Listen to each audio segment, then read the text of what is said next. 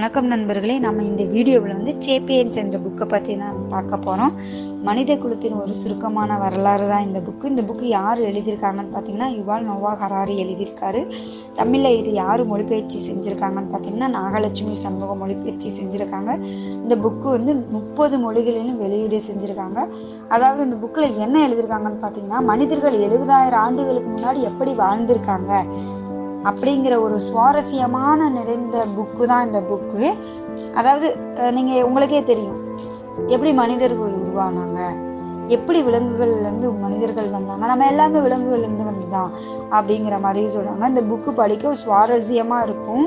மற்றும் பார்த்திங்கன்னா மனிதர்கள் எப்படி மனிதர்கள் ஒருங்கிணைந்து வேலை செய்தனால தான் நிறைய அறிவியல் கண்டுபிடிப்புகளையும் கண்டுபிடிச்சிருக்காங்க. விலங்குகளால் ஒருங்கிணைந்து வேலை செய்ய முடியாது அப்படிங்கிறதையும் சொல்லியிருக்காங்க. மக்கள் எல்லாரும் கோஆர்டினேட் பண்ணி ஒர்க் பண்ணனால தான் இன்றைய டெக்னாலஜி நமக்கு நிறைய, அதாவது பேசுறதுக்கு டெலிஃபோன் கண்டுபிடிச்சிருக்காங்க. முதல்ல மனிதர் சமைச்சு, அதாவது சேப்பியன்ஸ் என்ன பண்ணாங்க, நம்ம சமைச்சு சாப்பிட்றதுக்கு தீ கண்டுபிடிச்சு, தீயிலேருந்து சாப்பிட்றதுக்கு அதை சாப்பிடலாம் இதை சாப்பிடலாம் அப்படின்னு சொல்லிட்டு நிறைய உணவு சங்கிலிகளையும் நிறைய கண்டுபிடிக்க ஆரம்பித்தாங்க.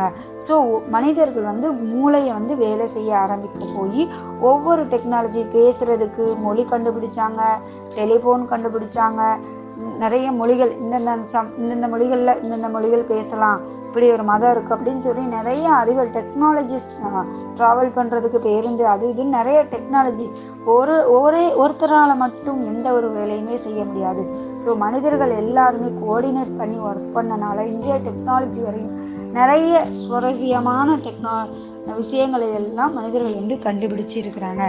இந்த புக்கில் நிறைய ஆண்டுகளுக்கு முன்னாடி வாழ்ந்த பேரரசுகள் அவர்களுடைய வாழ்க்கை வரலாறையும் கதை மூலியமாக சொல்லியிருக்காரு. நிறைய அறிவியல் கண்டுபிடிப்புகளையும் எப்படி கண்டுபிடிச்சாங்க, எதற்காக கண்டுபிடிச்சாங்க அப்படிங்கிற அந்த ரீசனையும் இந்த புக்கில் கதை மூலியமா ஹராரி ரொம்ப தெளிவாக சொல்லியிருக்காரு.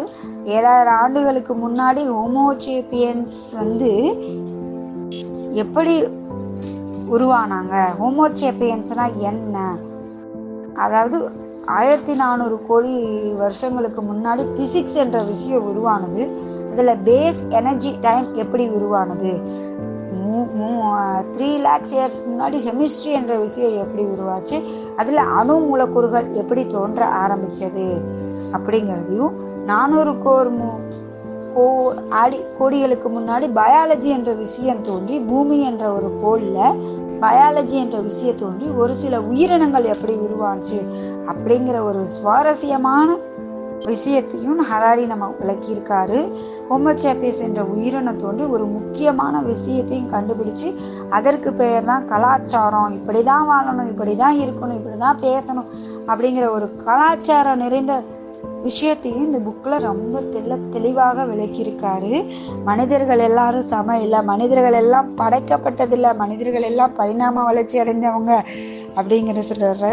பறவை ரெக்க இருக்கிறனால தான் அது பறக்குது, அதுக்கு உரிமை இல்லை.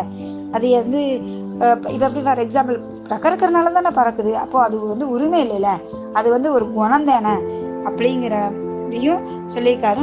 மனிதர்கள் எல்லாமே என்ன சொல்கிறாங்க, மனிதர்கள் எல்லாமே நம்பிக்கையாக இருந்தனால், இது கடவுள் நினச்சனால தான் நீங்கள் சாமி கும்பிட்றீங்க அப்படின்னு ஒரு நம்பிக்கை ரிலேட்டடாகவும் சொல்லியிருக்காரு.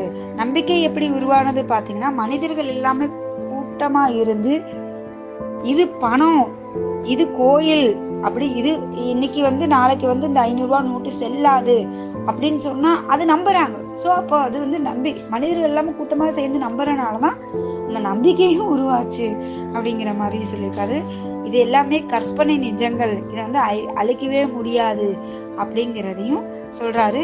பெண்கள் எல்லாமே ஆண்களுக்கு அடிமை, எல்லா ஊர்கள்லையுமே பெண்கள் ஆண்களுக்கு அடிமை அப்படிங்கிற ஒரு விஷயத்தையும் சொல்லியிருக்காரு. இது எல்லாரும் சமத்துவமாக இருக்கவுங்கிற மாதிரியும் சொல்லியிருக்காரு. சமத்துவம்னா என்ன, கலாச்சாரம்னா என்ன, பணம்னா என்ன அப்படிங்கிறதையும் உங்களுக்கு தெளிவாக அந்த வீடியோவில் அதாவது இந்த புக்கில் உங்களுக்கு விரிவாக சொல்லியிருக்காரு. அதாவது கலாச்சாரம்னா என்ன, நம்ம எல்லாரும் ஒட்டுமொத்தமாக வாழ்வதற்கு என்ன தேவை, பணம் தேவை. பணம்னா என்ன, ஃபஸ்ட்டு அந்த காலத்தில் பணம் இருந்துச்சா, அந்த காலத்தில் வந்து எல்லாமே பண்ட பரிமாற்றம் தான் பண்ணிகிட்டு இருந்தாங்க.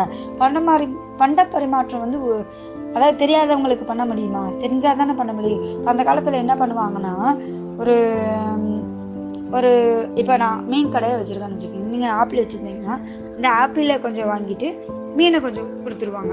ஸோ இப்படியே எல்லாருக்கும் சில பண்ண முடியாதுல்ல, கோஆர்டினேட். அதாவது எல்லாருக்குமே நம்ம பண்ட பரிமாற்றம் பண்ண முடியாது. தெரிஞ்சால் தானே பண்ட பரிமாற்றம் பண்ண முடியும். தெரிஞ்சால் இப்போ வீட்டுக்கே ஒரு வீட்டுக்கு சாப்பாடு கொடுப்பீங்க. இப்போ மறு வீட்டுக்கு நீங்கள் இந்த சாப்பாடு கொடுக்குறது உங்களுக்கு தெரிஞ்சனால தான் பண்ட பரிமாற்றம் பண்ணிக்கிறீங்க. ஆனால் இது தெரியாத பேருக்கு, நிறைய பேருக்கு பண்ணும்போது ஒரு ஹோட்டல்லையும் ஞாபகம் வச்சுக்கிங்க, நம்ம காசு கொடுத்தா தானே நம்ம சாப்பாடு வாங்கி சாப்பிட்றோம்.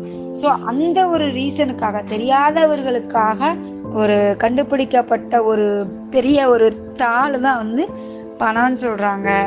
சரிங்களா? பணம் எப்படி உருவாச்சுன்னா, அதுக்கு வந்து ஒரு கவர்மெண்ட் வந்து சீல் வச்சு, இப்போ தங்கமே எடுத்துட்டாலும் அந்த அந்த பொருளை வந்து சீல் வச்சு இதுதான் அப்படின்னு சொல்லிட்டு, இதுதான் பணம் அப்படின்னு முத்திரையிட்டதுக்கு அப்புறம் தான் நம்ம என்ன பண்ணுறோம், அது பணம் அப்படிங்கிறது சொல்கிறோம். பணம் எப்படி உருவாச்சு, சமத்துவம் எப்படி இருக்குது, கலாச்சாரம் எப்படி இருக்குது அப்படின்னு சொல்லிட்டு இந்த வீடியோவில், இந்த புக்கில் நீங்கள் நிறைய விஷயங்களை வந்து நம்பி பார்க்கலாம். நிறைய விஷயங்களோட கதைகளையும் விவரித்து சொல்லியிருக்காரு.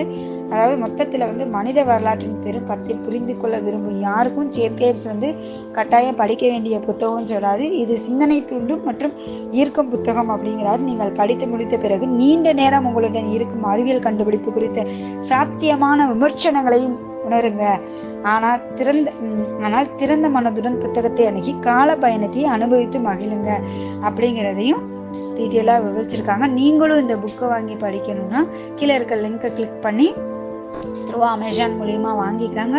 நீங்களும் உங்களுக்கு எப்படி மனிதன்னா என்னன்னு தெரியாது, நிறைய விஷயம் உங்களுக்கு ஏன் இப்படி உருவாச்சு, எப்படி இந்த அறிவியல் கண்டுபிடிப்புகளாக கண்டுபிடிச்சாங்க அப்படின்ற ஒரு சுவாரஸ்யமான கதைகள் நிறைந்த புக்கு தான் இந்த புக்கு. நீங்களும் வாங்கி படிங்க.